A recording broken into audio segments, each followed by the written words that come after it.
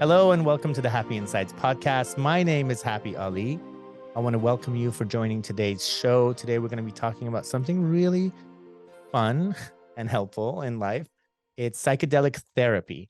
And I have a guest on the show. His name is Colin Stack-Troost. He's here to let us in on the secret. So welcome to the show today, Colin. Thank you so much. Thanks for having me. Can you tell me what psychedelic therapy is? Absolutely. Psychedelic therapy is the process of using different medicines in conjunction with talk therapy. And there's a lot of different medicines that we use, and they all are going to produce a different state of consciousness that can really accelerate a person's healing and process of introspection. Okay, so basically it does something to them that it normally wouldn't do when they are not taking it, obviously. But what does it do exactly? Why is it more effective during talk therapy, for example? There's a lot of different medicines right now that we're using for psychedelic therapy, and I'll share more on what those are, especially about the ones that I'm working with specifically. But let's take, for example, a very popular psychedelic, psilocybin, right? Psilocybin is found, in other terms, people call it magic mushrooms, right? Right. So psilocybin is going to produce a psychedelic state of consciousness, where you might have visualizations, hallucinations. It's going to suspend what we call the default network mode, which is how your brain and body are sort of operating normally. And so, with the suspension of this, as we go into a different state of consciousness, this can produce experiences that are very powerful and can be incredibly insightful for people, especially when they're in a safe environment with a guide having these experiences. Okay, so basically the reality as they know it stops, kind of, right? Yeah, which can be very jarring, actually. Well, I'm just curious. And what happens in the brain when that happens? So, like I said, you have what's called the default network mode, which is what people are moving through the world experiencing life in this state. And when you give someone a psychedelic, it sort of suspends this default network mode. And basically, different parts of the brain are able to sort of essentially talk to each other in a way that's not happening in our normal state of consciousness. And so, with this state that people go into when they take a psychedelic medicine, you can have incredible insights and perspective shifts about yourself, about your healing, about things that have happened to you, that can really help accelerate your therapy. And this is why this is such a huge breakthrough, for the mental health industry as a whole, right? Right now, we're so dependent on psychiatry. When we think about giving people medicine for therapy, you think I go to a psychiatrist, I get a prescription for an antidepressant, an SSRI like Prozac or something like that. I take it every day, and that's going to help me with my symptoms, right? Whether that's Right. depression or anxiety, or if someone is bipolar, for example. So psychedelic therapy is really going to change the industry completely, because we're talking about moving people away potentially from having to take a daily medicine into just having a handful of psychedelic medicine experiences where they're given a very calculated dose of medicine. They sit with a guide, a trained therapist or clinician who's familiar with how to conduct these sessions. And ideally, what we want is people to have a few of these sessions and really reach a different level of healing and growth in their process that could even move them away from having to take these daily medications, right? So this is huge, right? Right. So you're really working on the root cause of some of these issues. And when that goes away, then the symptoms will naturally fade, right? Is that kind of accurate? That's the hope. And let me give you an example. There's so much to say about the world of psychedelics, and it's like, where do I even, I wish we had hours and hours to talk about this. But let's start with some of the things that are really in the pipeline right now that we're going to see be legalized, hopefully within the next few years. So MDMA, or as people commonly know this as Molly or ecstasy, is a drug that is currently in clinical trials to receive the green light from the FDA to use for people who have PTSD. You following me? Absolutely. And I could see how that would work. Yeah, right.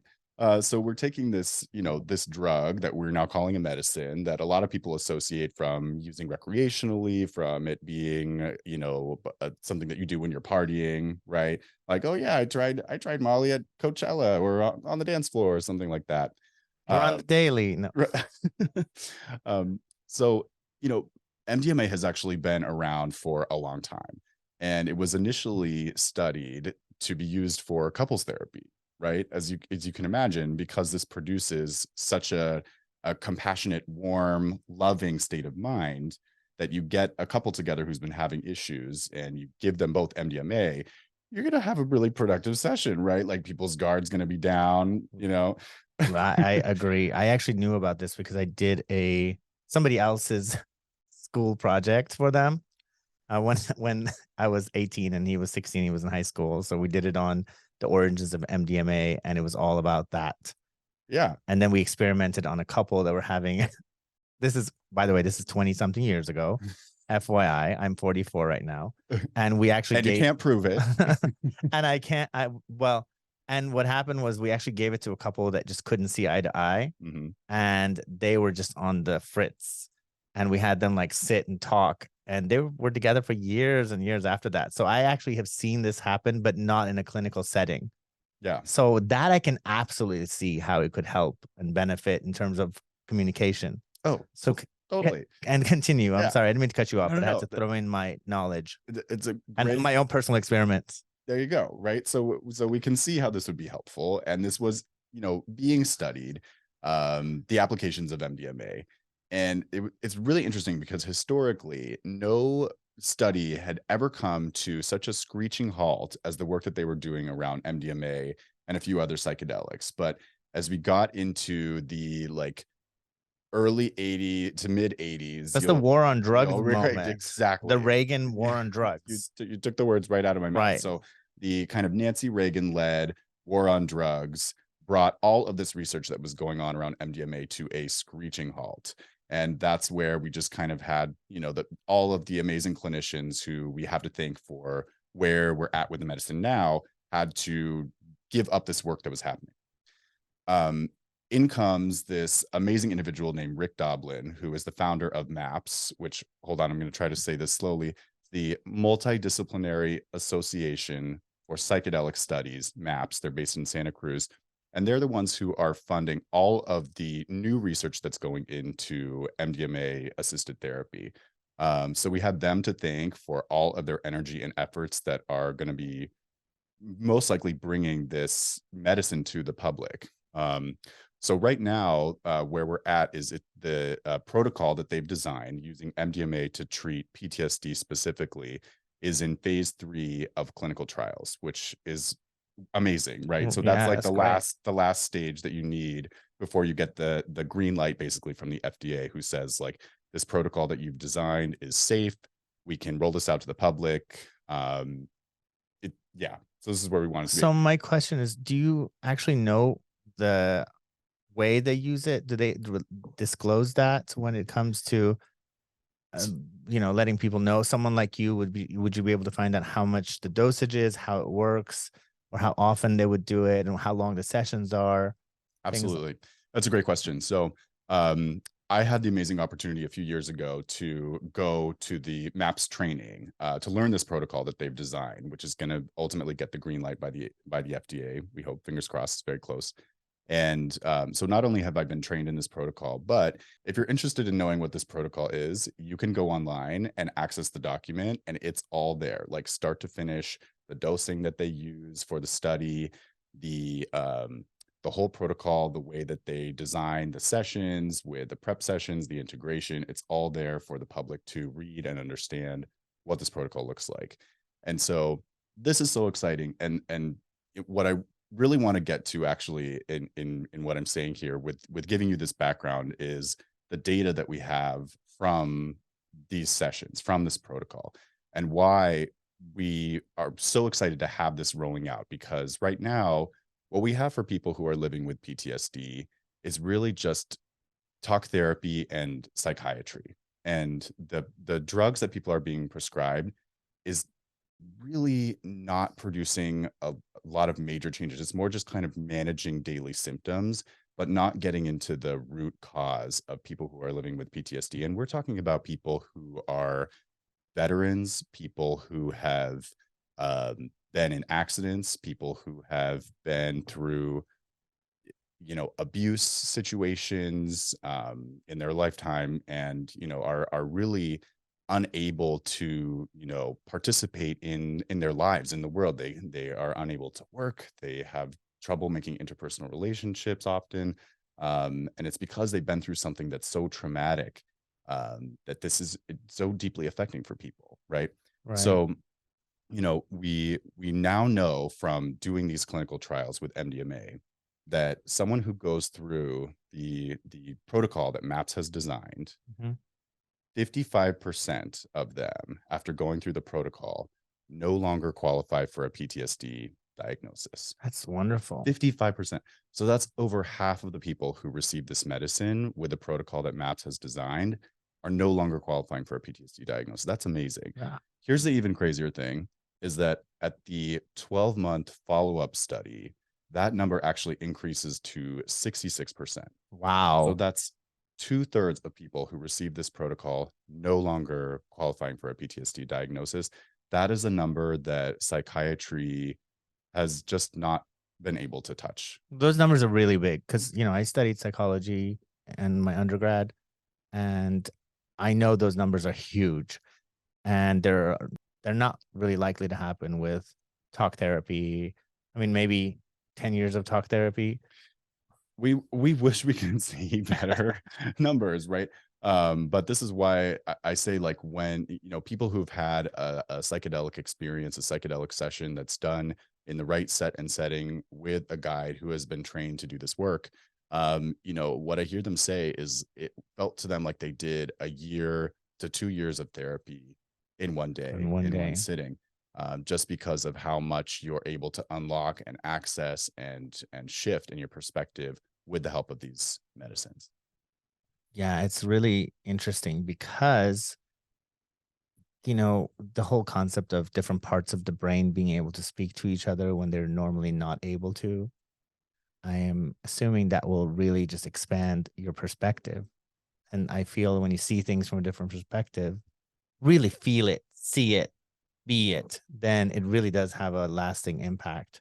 I have personally tried MDMA in my young and not so young adulthood because I really love the benefit. And I used to say that between my near death experience that I had when I was 17 and MDMA, the first few times I took it, I really designed my entire personality based on those two moments of my life because they were so profound. One gave me the information I needed with near death experience and just the vastness of the experience. The other one showed me how my behavior could be different in a 6 hour period. So it was really fascinating because I saw myself behaving a certain way. And I thought, shoot, if I can think like that and be like that, because it's another thing to have a near death experience when you're not really with your peers or with anybody. But when you're having an experience with someone else and you're seeing yourself speaking differently, being differently, thinking differently, once the experience was gone, I thought there is no reason why I shouldn't be able to hold on to that later. And I Exactly. just kind of had it, I said, I'm designing and my name is already happy, so might as well design it on that. So I was very deliberate in my personality creation, as if you can say that. So that being said, I want you to speak to, and I'm going to ask you this with any drug you talk about, speak to the people who say you shouldn't introduce new drugs to people that they might want to crave later. What would you say to those people? That's a really good question. And I think one thing that we have to take into account when figuring out how to work with this medicine and how to scale this kind of therapy, it's not the right therapy for everyone, right? It's just like, EMDR isn't right for everyone, hypnotherapy isn't right for everyone. And so when you're doing an assessment with a client, who's considering a psychedelic therapy session, um, if there are major substance abuse issues that they're working through, where there's an potential for addiction here, or if for, like, let's take MDMA for example. If this is something that someone has abused in the past, it's maybe not going to be the best medicine for them And to. probably not as effective because they're not experiencing it exclusively in a controlled environment. They have associations, prior associations with the drug, and they come in with preconceived notions of how it's going to be and all that stuff. So I would assume it would be harder on the therapist to try to isolate the experience, or will the drug do its own thing, or it's just not a good idea. Yeah, a lot of people, their initial association with some of these medicines, because we're talking about psychedelic medicines. Let me say a little bit more about what those are, right? So we have talked about MDMA. We're also talking about psilocybin, which is found in mushrooms, certain kinds of mushroom. We're talking about ketamine. We're talking about other plant medicines like ayahuasca, San Pedro, peyote. Um, what else? We have the bufo toad venom, which people actually have to ingest by smoking this. And this produces a very intense psychedelic experience. So there's a lot of different medicines that we're talking about here when we say psychedelic therapy, and these are going to produce different experiences. And some of them people will have had an association, perhaps, of using it in a where let's just say they're not in right relationship with this drug or medicine, right? Right. And so if that's happening, that's something that you would absolutely want to take into account as you're considering if this therapy is right for someone to use. And but let's take alcohol for example. If someone has a problem with abusing alcohol, we've seen studies that connect psilocybin experience to help treat an alcohol addiction with really promising, really profound results.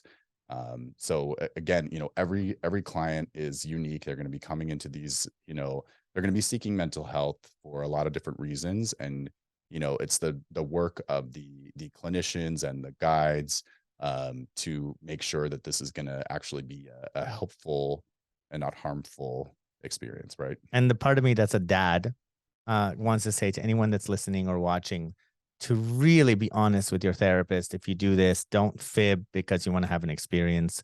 If you already are exposed to any of this stuff and just want to have a therapist go through it with you, let them know, let them be able to make the best decision. Because if you're not honest on your onboarding pack, whatever surveys, then you're not going to allow them to do their job properly. Absolutely. Good looking out, Dad. Well, I had to. To be honest, I wasn't really sure I wanted to have this particular episode on this podcast because I never want to seem like I'm promoting any drugs, only because I've had my own issues with drugs in the past. And just I was a partier, I was a raver for a decade during the heydays of raves, and we were just trying everything. Of course, that has some lingering effects on my life. And I never wanted to come across as somebody who suggests it, but I do like the idea of getting to the root of everything. So every client that I've ever worked with as a coach, if I never got to the root cause of the issue, then I never got the work done. It's always about root, because when you get to the root, you get rid of the symptoms automatically. And most people, especially right now, I mean, forever, especially right now, when I say with all the drugs that are out there, they're all about alleviating symptoms. That's why I'm guessing there's going to be a lot of pushback from the pharmaceutical companies, because if you get rid of the root, then they won't have anything to cover up. So that's why I was okay with this being on the show, because I do believe that sometimes we have such strong trauma or experiences that we might need a little help, but in the right context. Absolutely. I want to first of all say how much I believe that talk therapy can be supported by the right kind of psychiatric medicine. In talk therapy, we are offering clients tools to use to help alleviate their anxiety or depression, to feel more inspired, more creative, to be more focused, to be more present, offering, meditation tools and mindfulness techniques. But you can be offering these tools all day long. And if your client is struggling still to get out of bed in the morning or really like bring themselves to engage in these tools that we're offering, you're not going to get anywhere. And this is where, psychiatric medicine can sometimes be this incredible bridge that is necessary to help get your client on the way to healing.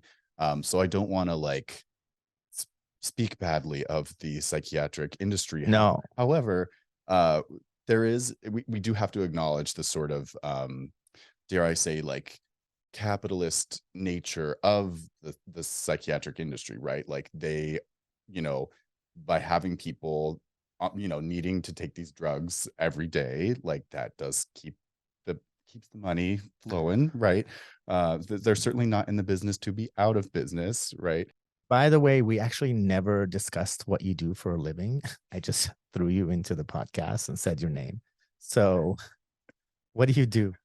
I'm a marriage and family therapist in the state of California. So I work in private practice and I work with individuals and couples doing talk therapy. So basically, we've been talking crap behind your back, in front of your back. No, but I think that talk therapy is really important because that's how you get to the root of stuff. Oh, yeah. But you need to have a fertile mind, basically, to be able to pick. Basically, that's the worst way to say it. But I have clients too, and I feel like some days they come in and they're more closed off. Mhm. And if I could be guaranteed that they're going to be in a specific mental state, then it would be so much better if I know, okay, we're going to give them any treatment, any kind of therapy, medicine. Mhm. And we know that it's going to loosen them up a little bit or have them be able to see things from different perspectives. I could see the benefit in that so much. Yeah, And I wouldn't have to use all the other tools to get them to open up. absolutely. Yeah. Okay, so we talked about MDMA therapy. What other ones do you do or do you want to start doing, or a lot about? So the ones that I'm most familiar with are MDMA, psilocybin, and ketamine. And while MDMA and psilocybin are still in the clinical trials, right? So those have not received the green light from the FDA to be used by the public yet. Although we have seen the decriminalization and even legalization of psilocybin in various parts around the United States in the last few years, which is very exciting. Um, but the one that is legal right now is ketamine assisted therapy. And ketamine is an anesthetic, a dissociative anesthetic. It is, has been around for decades, and this is something that is used in hospitals if someone is having a very minor procedure, minor surgery, or something like that. Ketamine is extremely well tolerated. It's very safe. They even use ketamine in neonatal units if they have to do a minor procedure on a newborn baby. So ketamine is very useful for that. The reason that we are now using it for therapy is because over the years we have found that it produces other effects that can be helpful for therapy. And so when enough clinicians and doctors start to see that there's something useful to a drug that was originally used as an anesthetic, it receives a designation that's called off-label use. And so if you go in to a ketamine assisted therapy clinic, you're going to meet with a prescriber who's going to make sure that ketamine is going to be an okay treatment for you to receive, that there are no contraindications. And we would bring this drug in for people who are, it's especially useful for people who have treatment resistant depression, or suicidal ideation. I heard it's good for anxiety too. Is that true? Absolutely. Yeah. I know what ketamine feels like, and I just didn't understand how it could help people with depression or anxiety, but I guess I've never been depressed or have anxiety. So that explains why I would not understand it whatsoever. Ketamine is a very interesting experience, especially when using it for therapy. So you're going to be okay, let me put it this way. a lot of people are familiar with ketamine from using it recreationally. Yes. And we could say, if people are using this by snorting it, right, snorting ketamine powder, they would probably be doing, around 10-15 milligrams, like from doing what I would call like a dance floor dose, right? When we're doing this for therapy, you're giving people anywhere from like 100 to 150 So that's milligrams. 10 times the It's like dance floor 10 to dose. 15 times the dance floor dose. And so you have to be in the right set and setting to have this experience. Otherwise, you'd be on the floor. You would be on the floor. So people are going to be receiving a significant amount of this medicine to produce this psychedelic experience. And, you want to have this happen in the right set and setting. The clinic that I worked at in San Francisco, Polaris, is an amazing group of clinicians who work there. Taught me so much about how to work with psychedelic medicine and ketamine specifically. And so this experience happens in a very curated set and setting. People are going to be, laying down comfortably on a bed or a couch. And we, create a beautiful, ambiance and environment for them to have this experience with a specifically curated playlist of music that really drives their experience with the medicine. And, people who go into the ketamine state of consciousness, it can produce such a profound mystical experience or perspective shift when you are in that state of mind. It can be so helpful for people who have treatment resistant depression or anxiety because they're sort of locked in a mental groove of thinking about something in a certain way. And the ketamine completely shakes this up and offers a new perspective for someone to think about something.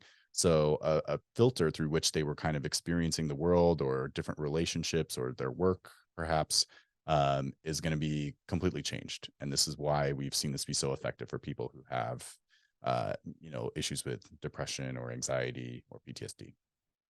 And I can see basically if you're locked in your body all the time, if Mhm. something's going to make you feel dissociated from your body, it does shake your entire version of reality up a little bit or a lot, depending on how familiar you are with experiences that shake your reality up. So I'm guessing if someone has never tried any psychedelics in the past and they're trying it for the first time, it will be really effective because they just have never seen the world like that. Mhm. And I can also see the addictive quality not be as relevant if all they've experienced that drug with was in a clinical setting. Exactly. So their association is drug doctor, Mhm. drug therapist, Yeah. drug that particular room that's not mine, Yeah. because a lot of times, especially with addiction, which is my number one concern when we talk about any of this stuff, is that people create habits and associations with their daily lives. And that's what causes the addiction to enhance. It's not like you were introduced to ketamine on a dance floor and now you want to run back to that dance floor. You were introduced to it in an office with a guide that Right. made you feel safe. So now if Exactly. you want to experience that again, you got to have an assisted experience again. Yeah. Well, so when people get, prescribed ketamine, um, this, like, the way that these sessions are conducted is like you're doing it in the office of the clinic. Some people, they're experimenting with giving people a prescription for a nasal spray. Yeah, I've heard of that. Um, and I've had this prescription before. I, I appreciated what it was, but really, like, the more profound experiences I've had are from the larger doses that I'm receiving with a guide present, having the experience that we want our clients to have, right? And I had to have these experiences in my training to be able to offer these to other people too, right? And when it comes to any of this medicine we talked about, I think facilitated experiences are much more beneficial. I personally do not think that anyone should try this stuff at home. It's a huge risk, right? Like, I mean, especially, I mean, you know, Yeah, there's a lot that we could say about the risks here. I know very strong people that have, tried something and then wanted to do it again and again and again. So I'm very hesitant to talk about it in that sense. I also don't want to discount the benefits because of the negative experiences, because everything has a light and a dark aspect. Mm-hmm. And it's good to shine a light on the light aspect Mm-hmm. of, and the qualities, the positive outcomes that can come from anything. Mm-hmm. Because we can have this argument about money or anything, Absolutely. you know? Yeah. Mm-hmm. So if somebody wants to have any of these experiences, where do they go? Like, is there like a ketamine clinics or Molly they can't do right yet, or the MDMA they can't find it yet, or is there experimental places So with MDMA, to do the protocol that MAPS has designed, that is, currently in the clinical trials, you would have to, um, you know, try to sign up as a participant for the clinical trials to receive that protocol, okay? that protocol specifically. Um, there with ketamine, you would just find, because this is totally legal now, you would just have to, find a ketamine assisted therapy clinic in your area, that offers this medicine. There's a lot of new telehealth companies that are offering ketamine assisted therapy. And the way that they're able to prescribe this for people is that they prescribe them these sublingual lozenges. It's sort of like a ketamine Altoid that dissolves under your tongue. And they do these sessions like with a guide, much like we would do our therapy or coaching sessions, like over video.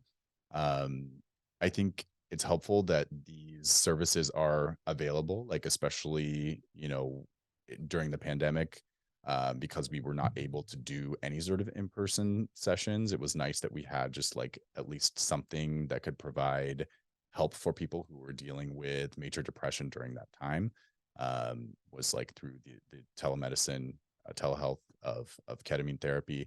I personally, just a really big fan of doing the IV or intramuscular injection, which is what happens in person in the clinical setting. That we're not prescribing people like liquid ketamine to inject themselves at home. Like Yeah, this I is think done that by a, sounds much better. yeah, this is done by a nurse, like in in a clinical setting. Um, so that, that's how people would access these medicines right now. What I will say too, because it is a reality, is that there are people who work as guides for, doing sessions with these medicines. Technically right now this is not legal. But there are people who have been working with these medicines, with plant medicines, for decades. If you think about experiences with ayahuasca, for example, this is something that is very sacred to a lot of indigenous cultures. And there are beautiful, I've had the amazing opportunity to participate in one ayahuasca ceremony a few years ago. And these ceremonies are beautiful, and they are tied to a lineage, like a culture that it is so intentional in creating an amazing facilitated experience with these medicines. So you're working with people who have been trained, like they learned from their mother or father, who learned from their parents, who learned from their parents. So this Yes. is a ritual that has been passed down, for a very long time, that people are, kind enough to open up this practice and this ceremony, to promote healing for people who are looking to receive this kind of treatment. Yeah, So I tried it a couple of months ago and it was so interesting you because did ayahuasca? yeah. So I never had done anything facilitated before. Mm-hmm. So it was really different. And I really respect the culture, but it was so interesting to have to sit down and not be able to do the things that I was used to doing. Yeah. It was so powerful, though. I have to say that I will do an episode on ayahuasca, but it was really, really powerful. You can, if you're curious, you can actually see there's a lot of content right now, on various streaming services, where you can see people, trying out these medicines, or taking you on a tour of what working with these medicines is like. Michael Pollan, who is an amazing author and researcher, so he's famous for writing a book called The Omnivore's Dilemma, which was huge several years ago. His most recent book is called How to Change Your Mind, and this is all about psilocybin and psychedelic therapy. I think there's a Netflix series. There is indeed, of the very same name, Yes. with Michael Pollan. So Yeah. you get to see him kind of reviewing his amazing book, with very helpful, visuals. Well, I saw something on that which was really fascinating about human evolution and Mm, how when humans, I don't know if it was on that or a different one about psilocybin, and it was about how when the cavemen were evolving, if they ingested, psilocybin, they were able to perceive life in a new way or see potential where they didn't see it before, and that helped the human evolution. It goes against it makes sense. I know this a lot of people just say that aliens came and fornicated with us, but I think there was both. it's what you're talking about. I love, actually. It's called the stoned ape theory, and Stone Dave. Okay, that makes sense. stoned ape theory, and the theory here is that our early human ancestors, would have been trying various like fruits and offerings from the earth, right? And so would inevitably have tried at one point the psilocybin mushroom and had the psychedelic experience as a result of this. And if from this psychedelic experience they had a perspective shift that allowed, again, it's like different parts of the brain start talking to each other. You are accessing a different state of perhaps like language or communication or empathy that allows you to work better, with the other creatures around you. The people who figure out how to work better with each other are going to have a better chance of surviving, right? And so that is going to shift the way that evolution happens. Right. And then in my world and our world, I know the people listening to this belong to a very spiritual world. Another explanation is if you take particular drugs, you change your vibration frequency and you have access to different energetic intelligence that you can tap into to be able to receive information differently.